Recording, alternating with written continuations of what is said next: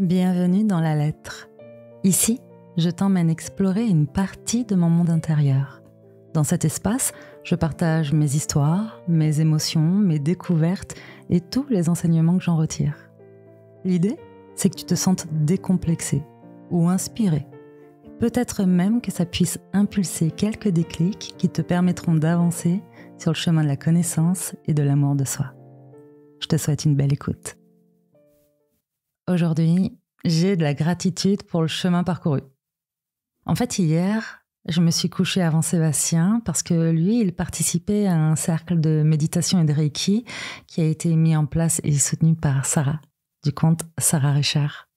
Et pendant qu'il était connecté, à un moment, il a vu apparaître sur son ordinateur une notification qui l'informait qu'un mail de Soma Soa, donc de nous, venait d'être envoyé à notre communauté. En vérifiant, il s'est rendu compte que, en fait, il avait oublié de déprogrammer ce mail qui n'avait plus lieu d'être.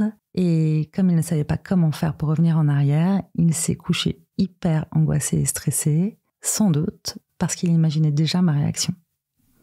De mon côté, moi, je me suis réveillée à plusieurs reprises dans la nuit et je sentais que lui aussi, il se réveillait. Et c'était vraiment étrange parce qu'il ne parlait pas. Alors ça fait quelque temps maintenant qu'on vit ensemble, donc ça n'arrive pas généralement, ce genre de choses. S'il se réveille quand moi je suis réveillée, on se dit 2-3 mots puis on se rendort. Bref, j'avais la sensation qu'il attendait quelque chose. Je me disais, ok, chelou ce suspense, puis en fait je me suis rendormie. Et ce matin, quand je me suis réveillée, j'étais en forme, le cerveau déjà à 3000 très clairement, et Sébastien, lui, assez étonné de me voir souriante, il me dit tu n'as pas lu tes messages ? En fait, lorsqu'il s'est aperçu la veille du problème, il m'a envoyé directement un message pour m'informer de la situation. Il était à 2 doigts de me réveiller, mais il s'est dit « Oula, erreur, si je la réveille, ça va pas le faire du tout ». Mais du coup, il est resté dans cette attente du moment où j'allais lire le message. J'ai bien compris du coup que c'est pour ça qu'il se réveillait lui aussi la nuit, au moment où moi je me réveillais. En fait, il craignait que je le lise pendant son sommeil. Ou plutôt, il craignait ma réaction. En gros, ce matin, on était vraiment dans 2 salles, 2 ambiances. Moi, quand il m'a expliqué ça, j'étais en mode « Ok, bon, de toute façon, c'est fait. Maintenant, il faut qu'on informe tout le monde que c'est une erreur. » Lui, depuis la veille, il était en mode « Je suis nulle, elle va s'en apercevoir. » Bon, ça fait 8 ans qu'on est ensemble, donc si j'avais dû m'en apercevoir, je pense que ce serait déjà fait. Alors, qu'est-ce qui s'est passé à ce moment-là ? Bien, dans le cerveau de Sébastien, lui, il s'est senti stressé et coupable car il a projeté une situation dans le futur en fonction de ce qu'il connaît du passé, sans tenir compte des changements dans l'instant présent. Je m'explique. En fait, quand on a commencé Soma Soa, qu'on a commencé à envoyer des mails avec notre outil, il y a eu des erreurs de fait. Forcément, on apprenait. Sauf que moi, je me mettais en colère. À chaque fois qu'il y avait une erreur, ça me mettait dans tous mes états. J'étais frustrée, j'avais peur du jugement de ceux qui voyaient peut-être nos erreurs. Et plus j'étais en colère, plus j'étais frustrée, plus Sébastien, lui, il minimisait les faits et notre part de responsabilité respective. Et plus j'avais peur. Et plus j'avais peur, plus j'étais en colère. Ok. Dans mon cerveau, à ce moment-là, qu'est-ce qui s'est passé ?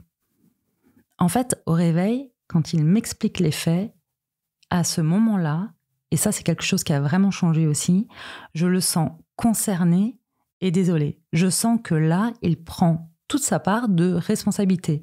Ça veut pas dire qu'il est coupable, ça veut pas dire qu'il est le seul responsable, puisqu'on est 2, j'aurais pu aussi vérifier, mais il prend sa part de responsabilité. Ce qui m'enlève immédiatement la sensation que tout repose sur mes épaules. Et là, il y a 3 choses qui se mettent en place. Premièrement, j'ai de l'empathie. Parce que le fait de le voir mal, forcément, ça me touche et j'ai plus envie de le soutenir qu'envie de me disputer.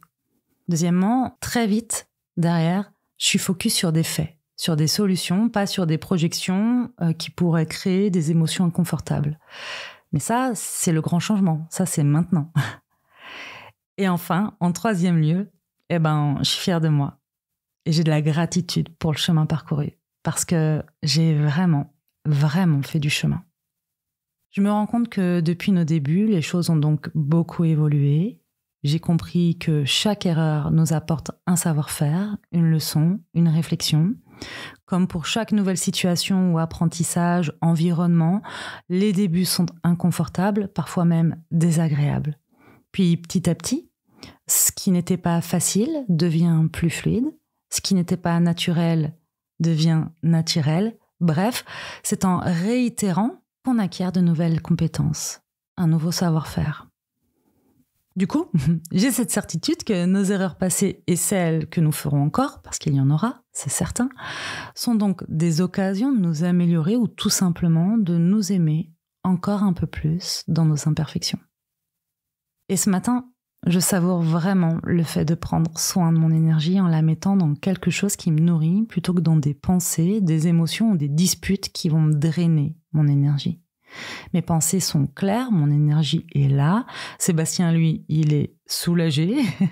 On peut donc remettre la lumière sur ce qui compte vraiment, sur ce que nous voulons transmettre, sur notre mission, qui est celle d'inspirer, d'impulser des déclics et de guider femmes et hommes sur le chemin de l'amour et de la connaissance de soi.